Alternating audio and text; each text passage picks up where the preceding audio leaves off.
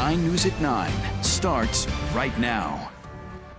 Thanks for joining us. I'm Kim Christensen. I'm Alexandra Lewis. A dog hopped a fence and attacked a 2-year-old girl and her father nearly 1 year ago. That dog was a K-9 belonging to a sheriff's deputy who lived next door. Today, that deputy was acquitted of all charges in that dog attack. 9 News reporter Spencer Soisher has spent the day learning more. And Spencer, this case centers on the law and what it means to be on duty. Yeah, this happened at a Jefferson County Sheriff deputy's home in Douglas County. He was charged with unlawful ownership of a dangerous dog causing injury. His defense team claimed even though he was at home and not in uniform, he was on duty because if he has the dog, he's always on duty.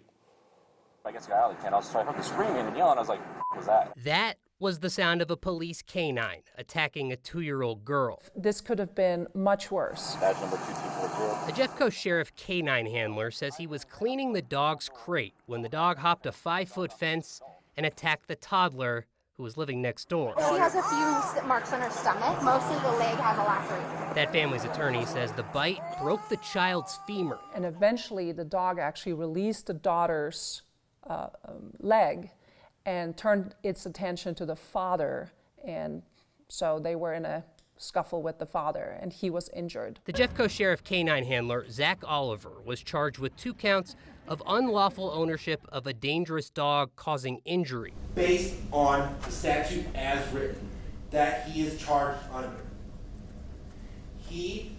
Deputy Oliver, is statutorily immune because of what the legislator has written into law. His defense was that any time he was with the K-9, he was on duty and subject to immunity. They didn't say he had to be in uniform.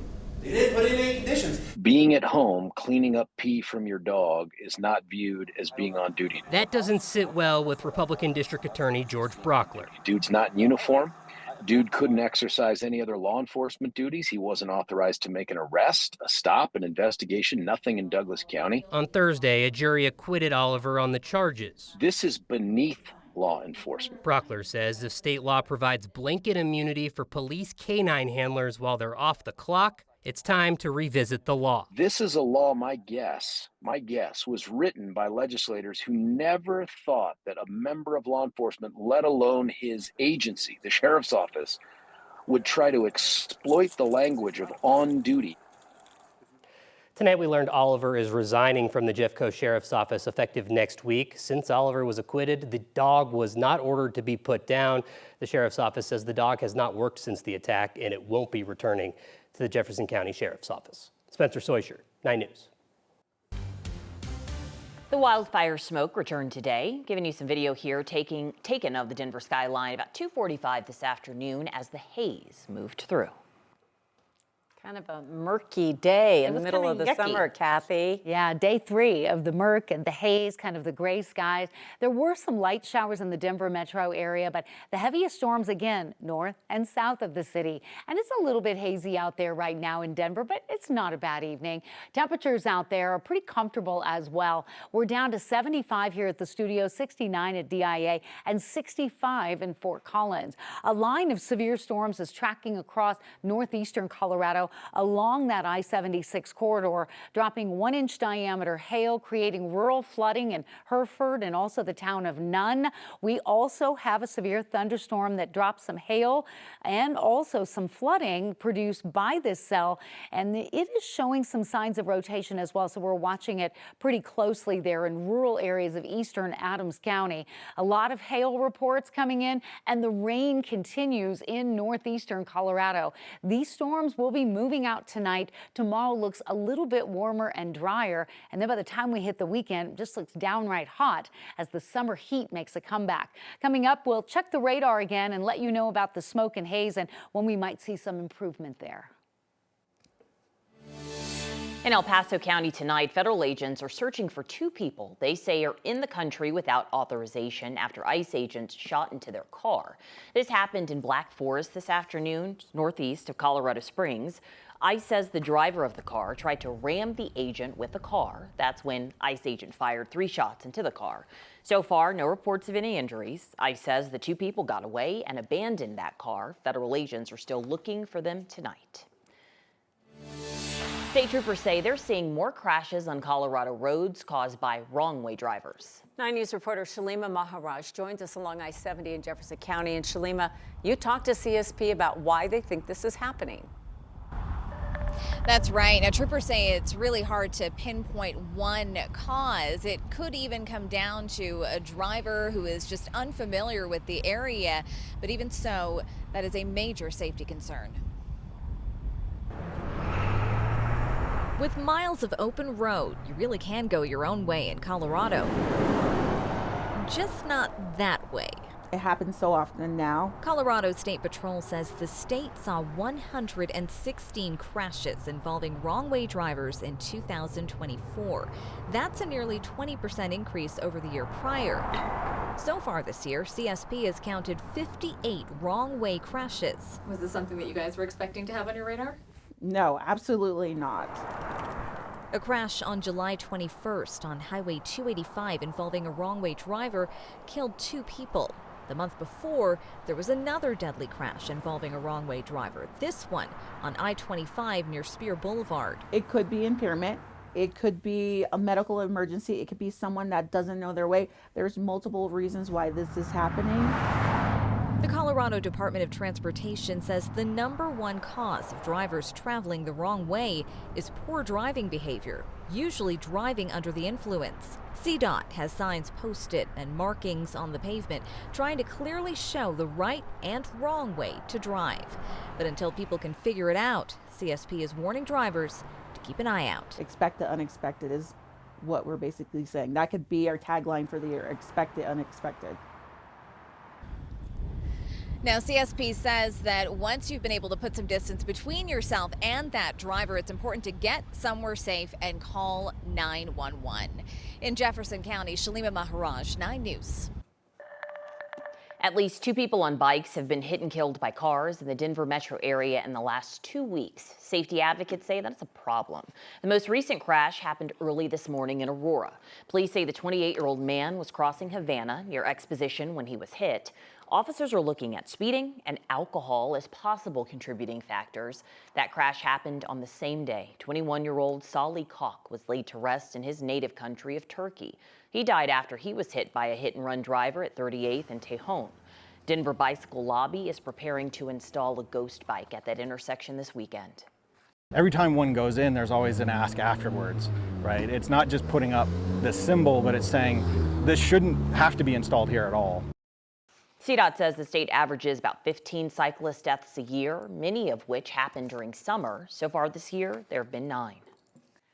Ahead of tonight's annual Hall of Fame game in Canton, Ohio, NFL Commissioner Roger Goodell called Monday's shooting in New York City a, quote, attack on humanity. A note found in the gunman's pocket claimed he was suffering from CTE, a disease linked to head trauma, one that's often associated with football players, and expressed grievances with the NFL. Goodell, who typically attends the season's opener, stayed in New York to attend the funeral of the slain NYPD officer killed in the attack. Somebody that we see outside the building when we come in most every day. And it hits home, the loss, the unnecessary and unexplainable loss. And it's something that all of us, you know, as New Yorkers feel great pride in the NYPD and what they do and all our first responders. So it was a difficult, emotional afternoon, but also a tremendous, heartwarming service for him. 3 others were killed and an NFL employee was seriously hurt. Before tonight's game, the league held a moment of silence and reflection to honor the 4 victims. Artificial intelligence is popping up more and more every day. Now, some are turning to AI for therapy.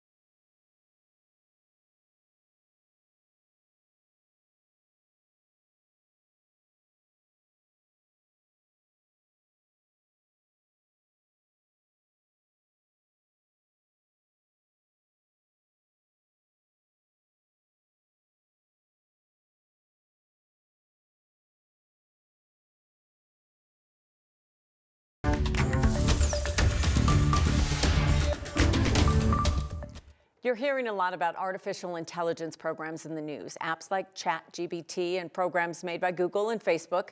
Tonight we go into the rapidly expanding field of AI therapy. Younger generations are embracing AI chatbots because of the immediacy and the low-cost convenience. But now some groups are calling for regulations. Here's Jeremy Hohola with a look at who is using it and what the professionals have to say. We have mountains, craft beer, and Western heritage. But we also have a mental health crisis. More than 400,000 people in Colorado have reported needing mental health care, but not receiving it. A lot of people are turning to AI for mental health support. Enter artificial intelligence therapy, chatbots that can listen to you spill your guts or vent. I'd be happy to help with that. And they respond with human-like support. They're free or cheap and available 24/7. Whenever I don't have access to my therapist or my friends, or I just want to think through something really quick, I just lean into AI. 27-year-old Isabel Gerardino is among a growing group of people using programs like ChatGPT for mental health support. The biggest way that it has helped me is to take a step back and breathe and reflect and think through things before I respond to an email. Artificial intelligence. When I say that word or those words, what do you think? It's scary, exciting, confusing. Dr. Tricia Hudson-Matthew is the chair of the Department of Human Services and Counseling at Metropolitan State University of Denver. And I think in my profession, I'm not too worried with AI taking over our job. There is a human side to what we do. I think if I was in other professions, I might be a little bit more nervous. Like a journalist? Like a journalist. If there's anything I can do to help. But I think the personal side is what AI is not going to be able to give us. Even if eventually we have a robot sitting in front of us. That personal side, that personal connection. But according to the first clinical study of its kind published in March, Dartmouth researchers found AI therapy bots have a positive impact. 106 participants used a phone-based chatbot, and those diagnosed with depression noticed a 51% reduction in symptoms. I think a panic attack, AI can work. I think they can talk you down. They can give you some breathing exercises. They can help you count. On the flip side, a new Stanford study suggests AI chatbots can be risky and may offer dangerous responses. The American Psychological Association is now calling for government regulation of chatbots that use words like therapy and marketing.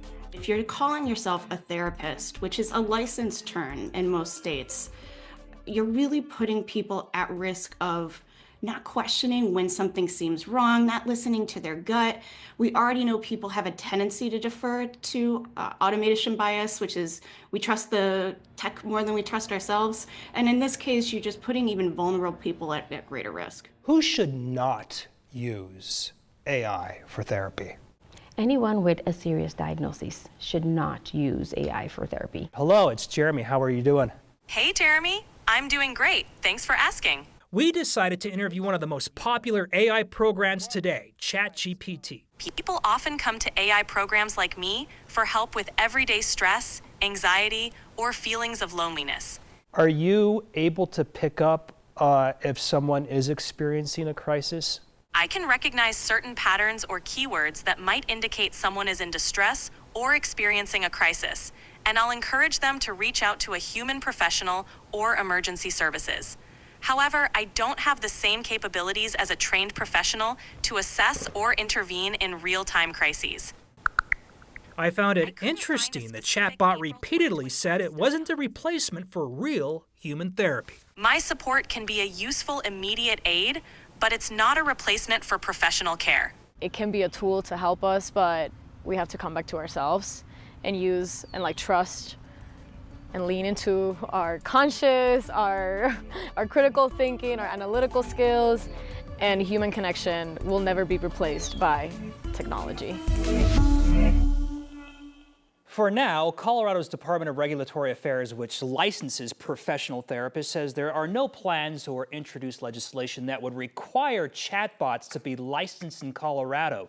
A spokesperson for the agency says they will continue to monitor this trend. It is a changing world out there, isn't it? It's incredible. Yeah. And when I think therapy, I think of that human connection and interaction, but I am impressed about this, can you say that, the self-awareness of ChatGPT to say, I'm not a substitute, right? Yeah, and I think they intentionally program that in because a lot of people are turning to these chatbots for immediate help. Because when the therapist is not available, sometimes you have to schedule someone out for days or weeks, and it costs money. And this is convenient, it's fast, it's free, it's cheap. And if you are having like a true panic attack or something like that in the moment, you can understand why. Yeah, and I tested it out. I asked ChatGPT, what can I do in a panic attack? And it gave me a whole list of things to do, breathing exercises, and then it offered, I can continue to talk to you to keep your mind off this. That can be helpful. Yeah, it's out there. Yeah. Okay. It's super cool. I'm glad you did, Jeremy. It is interesting. Thank you.